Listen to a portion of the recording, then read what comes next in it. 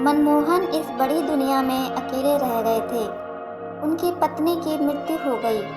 वह 2-4 दिन ही बीमार रहीं। मोहल्ले वाले उन्हें अस्पताल ले गए।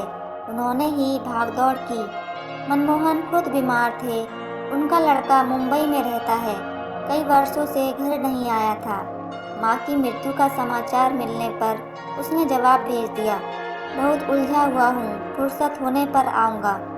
पत्र पाने वाली रात मनमोहन तकिए में मुंह गड़ाकर कितना रोए कहना कठिन है। उनकी खुद की उम्र 65 वर्ष हो गई थी। अब उन्हें हरदम लगता था जैसे दुनिया में उनके लिए कुछ भी शेष नहीं रहा है। पड़ोसियों ने उनका बहुत ख्याल रखा। हर समय कोई न कोई उनके पास मौजूद रहता, लेकिन फिर भी मनमोहन की उदासी बढ़ती गई।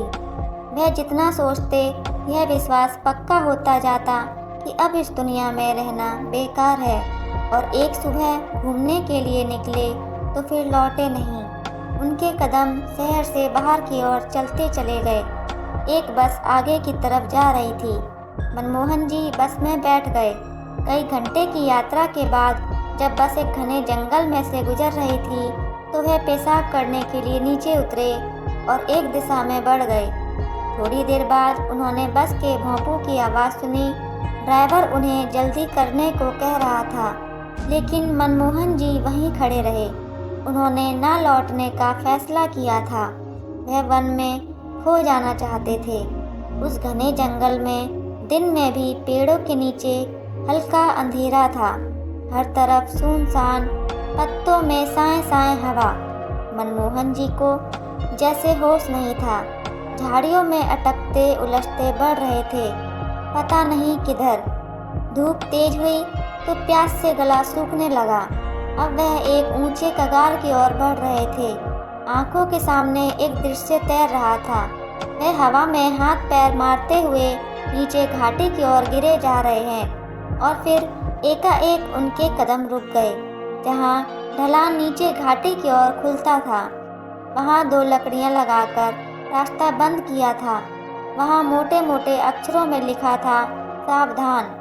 मनमोहन जी ने इधर उधर देखा पर कोई नजर नहीं आया। उनकी समझ में न आया कि लोगों को सावधान रहने की बात किसने लिखी। उन्होंने जरा बढ़कर झांका तो देखा आगे गहरी खाई थी। वह पीछे हट आए। ना जाने क्यों उनका मन कांप उठा। वह एक तरफ बैठ गए। कुछ देर पहले मनमोहन जी आत्महत्या के लिए तैयार थे, लेकिन अब कुछ डर लग रहा था। वह कुछ देर आंखें मूंदे बैठे रहे, फिर उठे। प्यास से गला खुश्क हो रहा था, लेकिन वहाँ भला पानी कहाँ मिलता। तभी उन्होंने देखा पास ही पत्थर की कुंडी में पानी भरा है। वहीं कुछ फल भी रखे दिखाई दिए। कुछ देर सोचते खड़े रहे, पिए या ना पिए। फिर प्यास ने जोर मारा तो गटागट पानी पी गए। वहाँ रखे फल भी खा लिए। अब जाकर चित्त कुछ ठिकाने हुआ, लेकिन एक बात रह रहकर परेशान कर रही थी, यह सब किसने किया है? यहाँ तो कोई नजर नहीं आता। कौन है वह?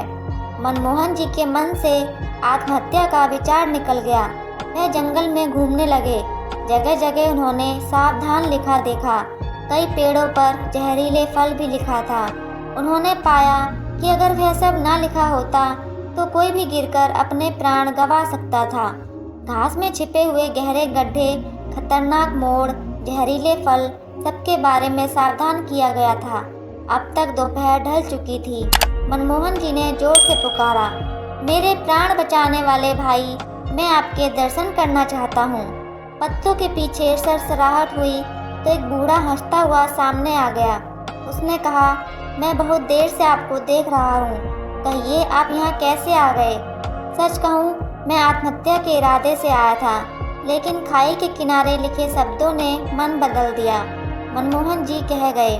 उस व्यक्ति ने पूछा, अब क्या इरादा है? सोच रहा हूँ क्या करूँ, मनमोहन जी ने कहा, और उनकी आंखें भर आईं। बूढ़े के पूछने पर उन्होंने अपनी कहानी कह सुनाई। जब उन्होंने बात खत्म की तो उनकी आंखों से लगातार आंसू गिर रहे थे। एकाएक उन्होंने पूछा, लेकिन आपने अपना परिचय नहीं दिया।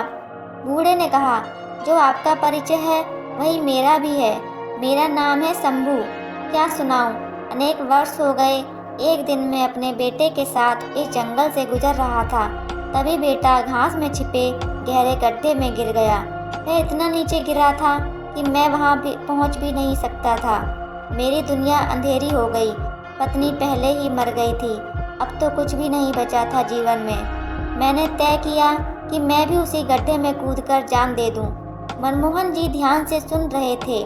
शंभू ने आगे कहा, मैं कूदने जा रहा था। एकाएक मन ने कहा, यह कायरता है। हो सकता है इसी तरह लोग आकर इस छिपे गड्ढे में गिरते रहें। नहीं, यह ठीक नहीं। पहले इसका कुछ प्रबंध करना चाहिए। बस मैंने गड्ढे के चारों ओर पेड़ की डालियां खड़ी करके उन्हें लताओं से बांध दिया। फिर मनमोहन जी ने पूछा, फिर मुझे लगा कि ऐसे खतरनाक स्थान तो इस जंगल में और भी होंगे। मैंने देखा मेरे बेटे की जान लेने वाले गड्ढे के पास ऐसे ही दूसरे स्थान भी थे। बस मैंने निश्चय कर लिया कि जंगल में जब तक एक भी ऐसा खतरनाक स्थान रहेगा, मैं नहीं मरूंगा। वह दिन था और आज का दिन है। मैं इसी जंगल में रह रहा हूँ। अभी मेरा काम खत्म नहीं हुआ। खतरनाक स्थानों पर मैंने चेतावनियाँ लिखकर लगा दी हैं। कौन से फल जहरीले हैं और कौन से खाने लायक, यह भी जान लिया है। जंगल इतना खतरनाक नहीं रह गया है जितना पहले था।